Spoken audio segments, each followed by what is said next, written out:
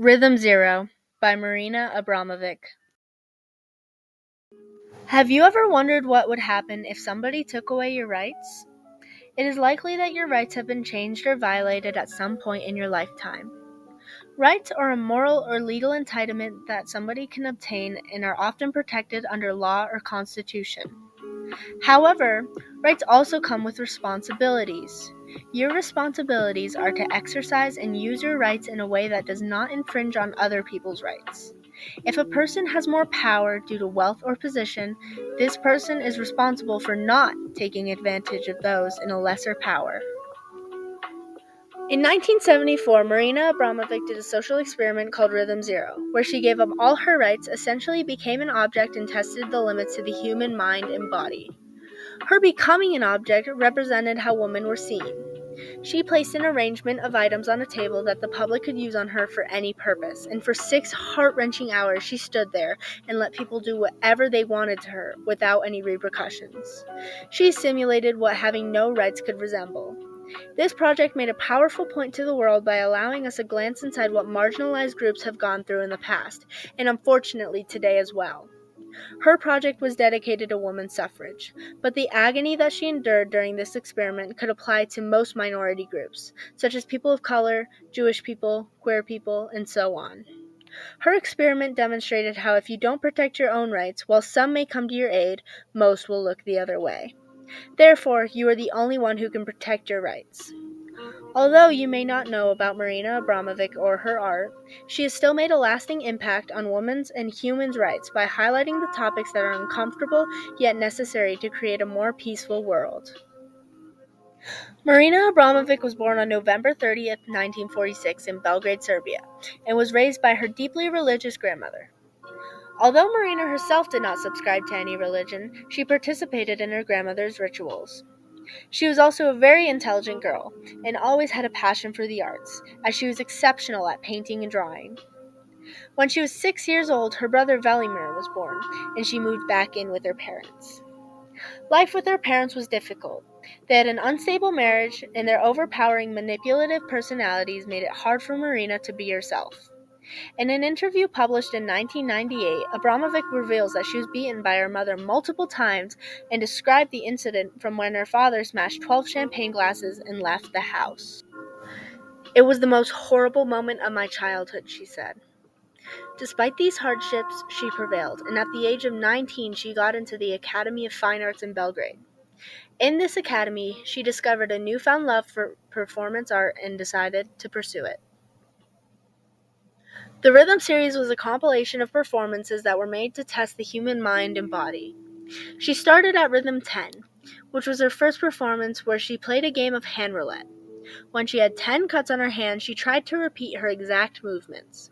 The purpose was to try to bring the past into the present. Next, she created Rhythm 5, in which she cut her hair and nails and threw them into a star that was lit on fire to represent a physical and mental purification, showing that she was willing to physically harm herself in the name of art. During the finale, she passed out. She then performed Rhythm 2. She took 2 counteracting medications to show how you can reverse effects in life. Then went back up to Rhythm 4. She stood naked by an industrial fan while trying to breathe as much oxygen in while slowly walking towards it.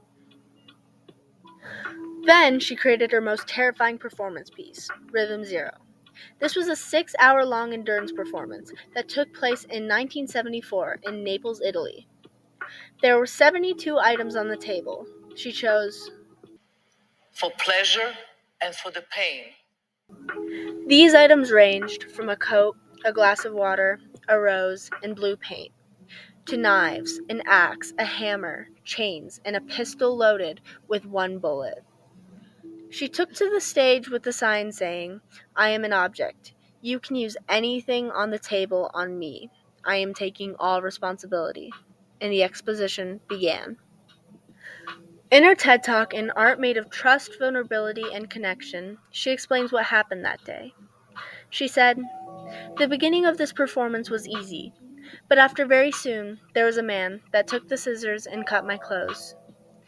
This was the very moment when people truly realized that they could do anything they wanted to her without any repercussions, and they did. They started to take the rose thorns and stick them into her stomach, cut her, and drank her blood. This is about the time that her faith and trust in humanity started to leave her body, as she understood how rough these next 6 hours would truly be. They started to sexually assault her. She said that the only reason why people did not rape her was because their spouses were present, and there were cameras recording. Nobody was going to lose their dignity, but they were completely fine with taking hers away.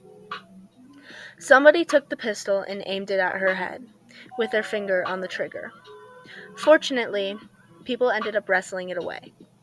She sat there, and after 6 hours of watching people hurt her, she stood up from the chair that they had put her on, and the audience fled. Nobody even tried to own up to what they did, because they were worried about the backlash that they could face. They fled because they knew deep down that what they were doing was wrong. From a certain standpoint, these violations on her body were legal because she consented to the project and signed away her rights. However, she could have pursued legal action because, according to the Italian government page, an individual cannot consent to circumstances that involve a possibility of serious bodily injury. When Abramovic gave her consent to allow the public to do whatever they wanted to her, they hurt her. They hurt her so much that she still has the scars today at 78 years old. But she said that she would take full responsibility and therefore she did not pursue legal action. Her experiment made a strong point on how if you don't protect your rights, no one will for you. In Abramovic's case, she did have people try to help her. Some tried to wipe her tears away, make a circle around her, and cover her body up, yet she still had these horrible things happen to her. None of this would have happened if they knew she would protect herself. A person in a place of power should never take advantage of a person who is vulnerable. With rights comes responsibilities, and one of those responsibilities is to respect other people's rights. A responsibility is not a legal requirement, but rather socially and morally necessary for a peaceful world.